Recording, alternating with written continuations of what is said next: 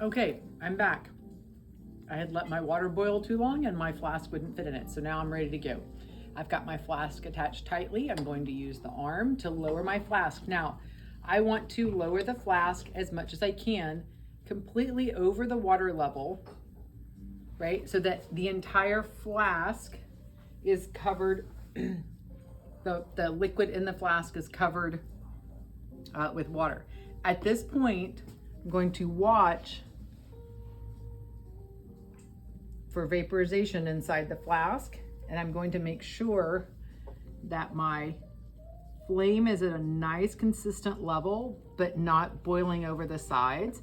So at this point we want to maintain the boil, but we don't want it boiling up and over and getting water in the top. I can see steam coming up at this point. This point we'll take the temperature.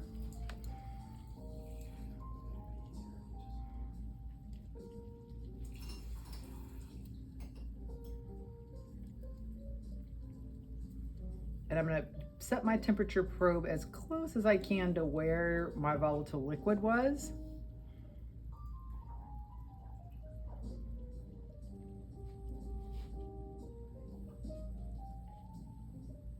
So mine's reading 99.5 degrees Celsius, right about the volatile liquid side.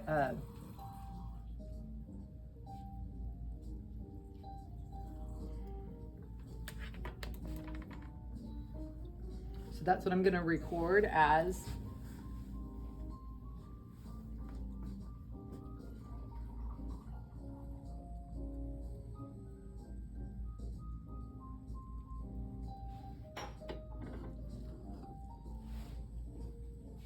so once all of the volatile liquid in my flask has evaporated, which I can see it has, I'm going to just remove the entire arm and I'm going to set it on the countertop,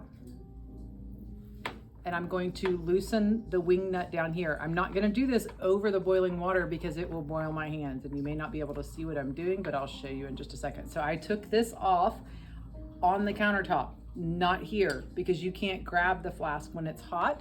Now I'm going to let it sit on the countertop and come back to room temperature. I will remask the flask. There will be a mass or number of grams of liquid that I have in there. I know my original volume, so now I have grams and volume, and I know I can use my Meow Dirt Pea to solve for what I need now.